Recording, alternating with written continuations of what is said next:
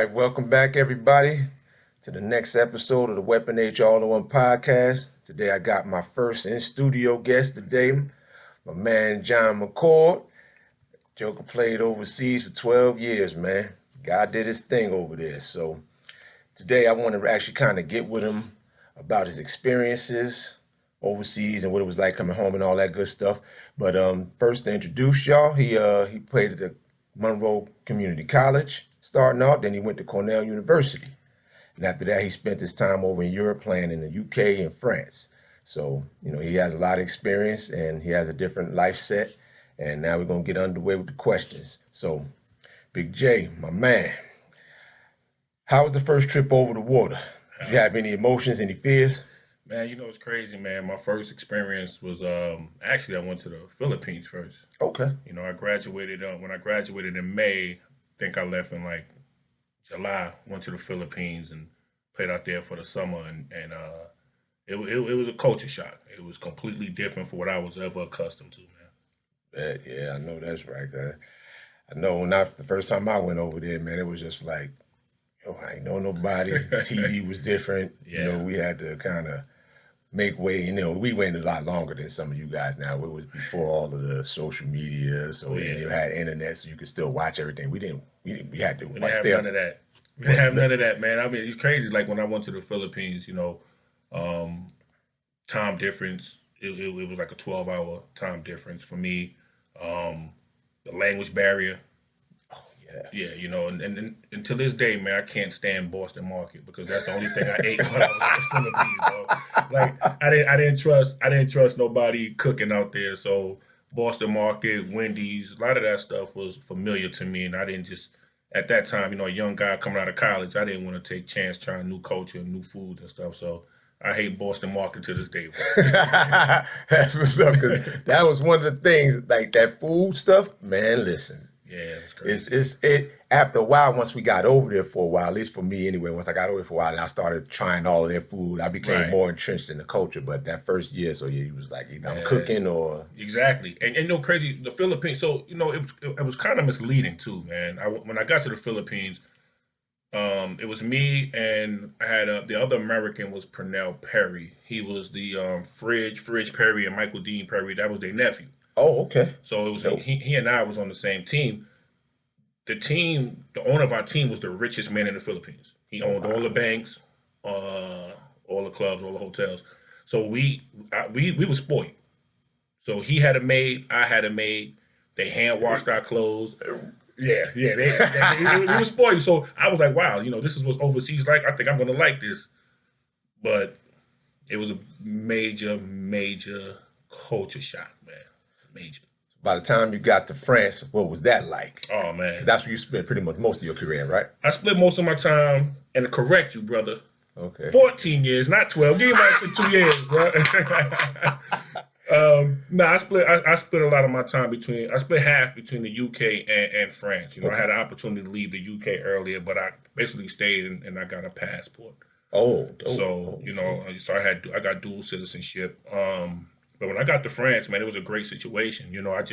I just won the championship my previous year in the UK.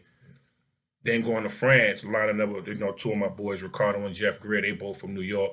Right. And we got to France, and no one thought we was going to be able to compete with three guys from New York City. They had this big misconception that guys from New York can't play together.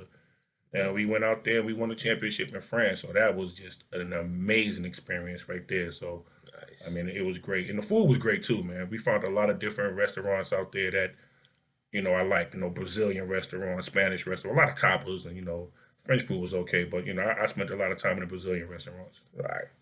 And then I know you ended up being in the south of France for a while too. I know that was a whole different, because I played down there for a couple of years. So let people know about that south of France life. Every time someone asks me, they be like, where's the best place you played? And I be like, are you talking about living or from a basketball experience? And they be like, well, let's talk about for the living. It's nothing like the south of France. Okay. Wow. So I lived in a city called Antibes, I was like in the middle of Cannes and Nice. Right. It was 15-minute drive to Cannes, 20-minute drive to Nice, 30-minute drive to Monaco, 45 to Saint-Tropez, 3-hour drive to Milan. Weather's beautiful.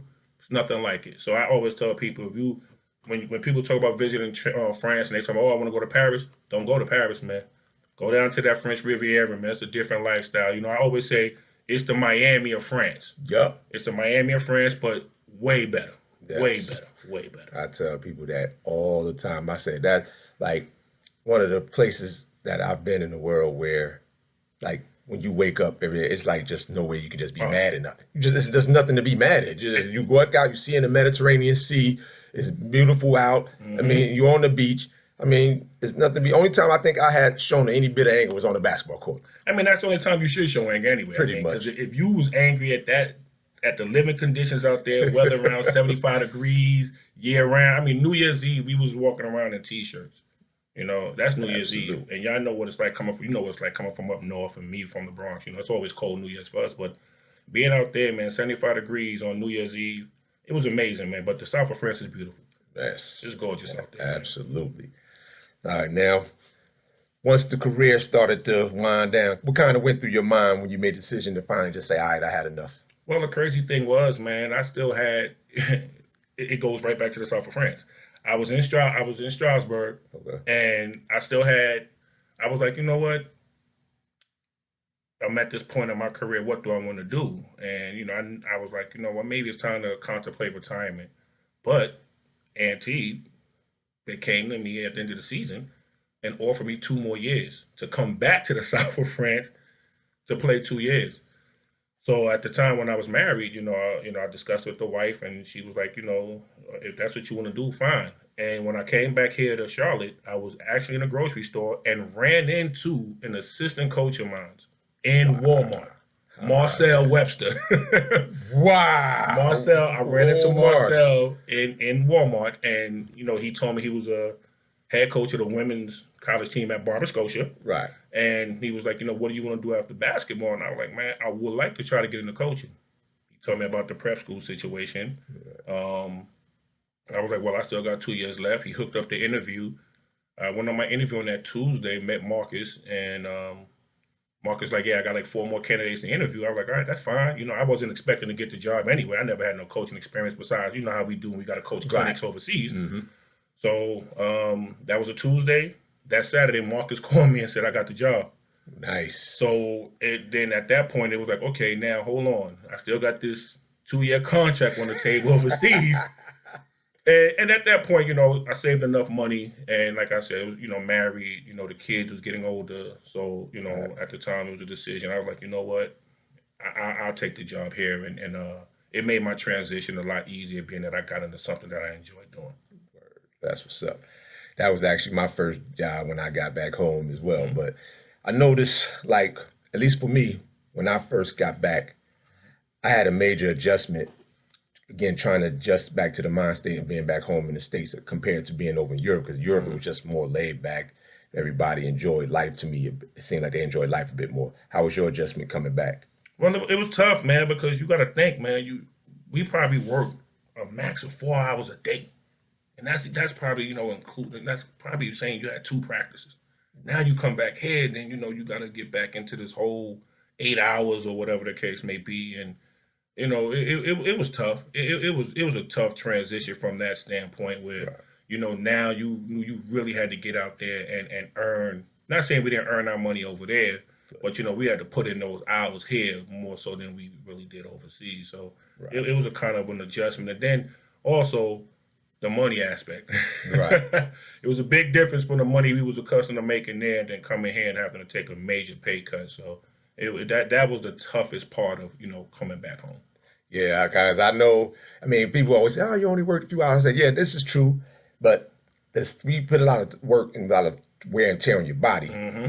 And it was, because you couldn't do that kind of job for 8 hours. So, it was a few hours, but then now you come back, like you said, making a little bit, making less money for more hours of work. And, right. It was kind of a bit of an adjustment of it. So, but did you find it difficult to kind of start relating to, like, maybe have old friends, family, and people who never had the chance to travel?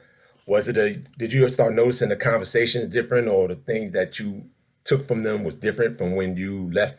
Well, a lot of people, a lot of people was just more intrigued about, my experience. They were like, oh, how was it over there? What was it like? And everybody just thought, playing overseas, we made millions and millions of dollars. And I was telling them it wasn't, it's not like the NBA. I mean, we made good money. We made a good living for ourselves.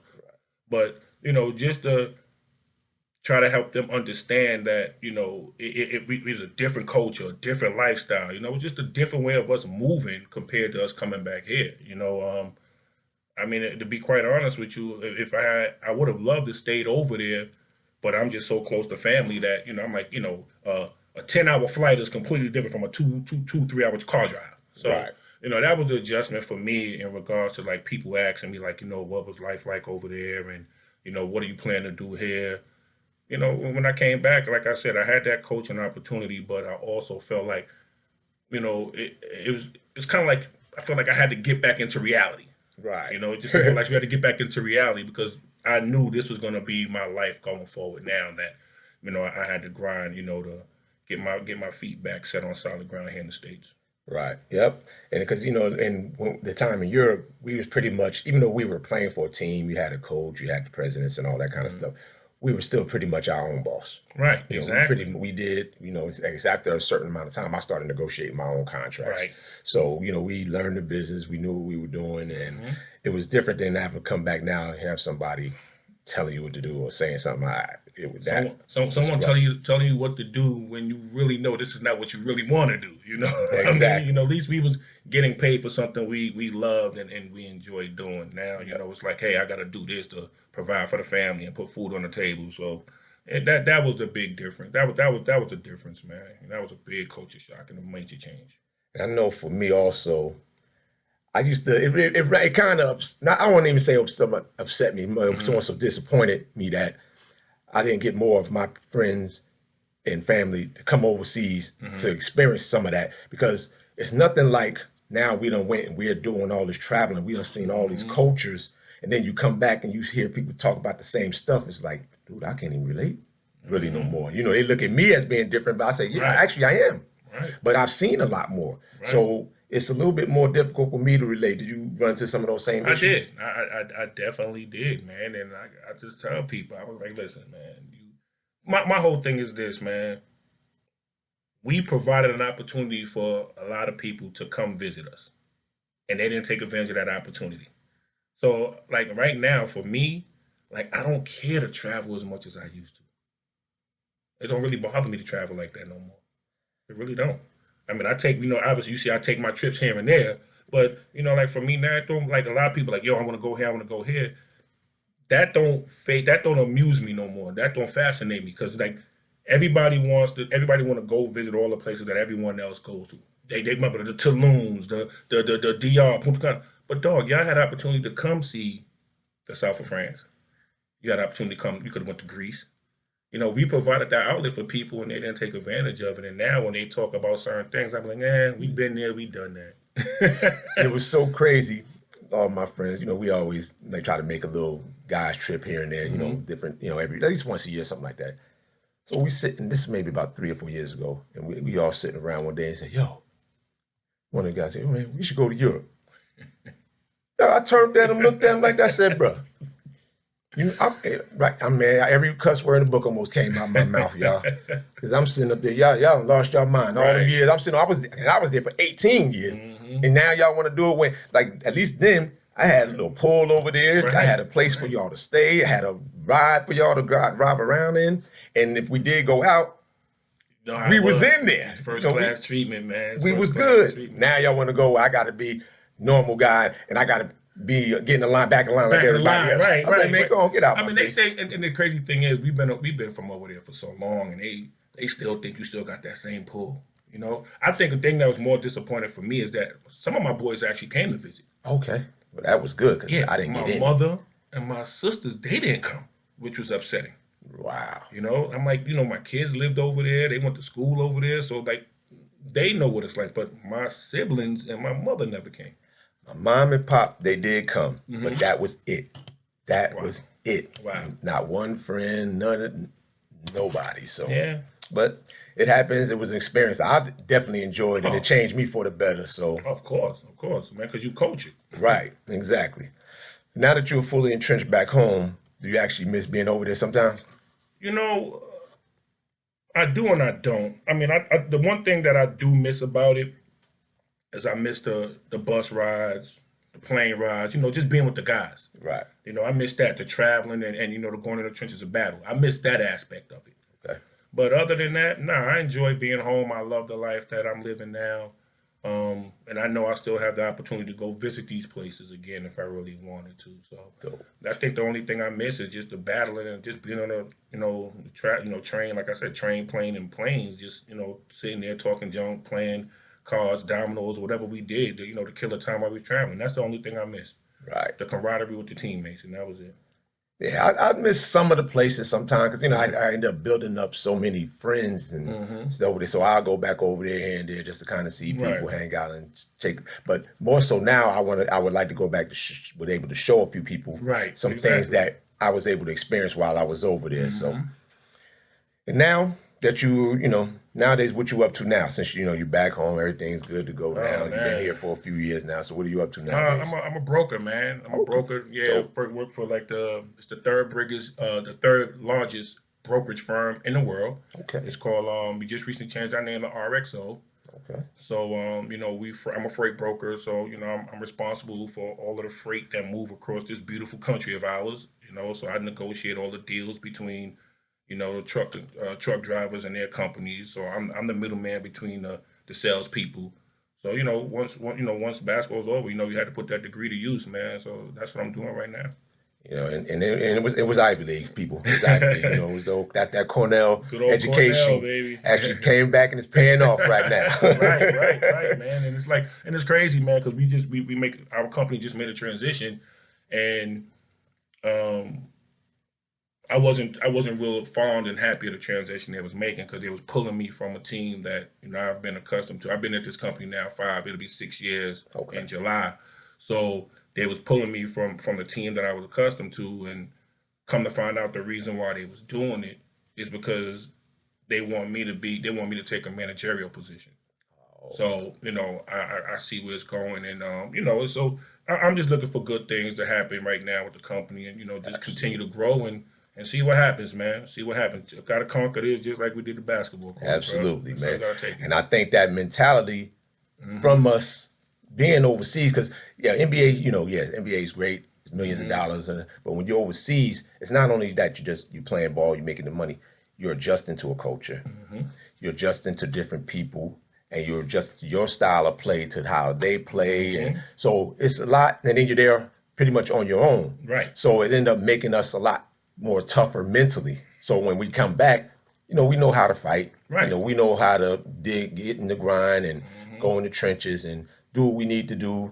And we always had that competitive energy to always try to come out on top. So That competitive edge, not to mention we come from Newark and the Bronx, so we exactly. come from some rough places, and one of the things that I found too is a lot of the companies that I deal with, they're based in Europe.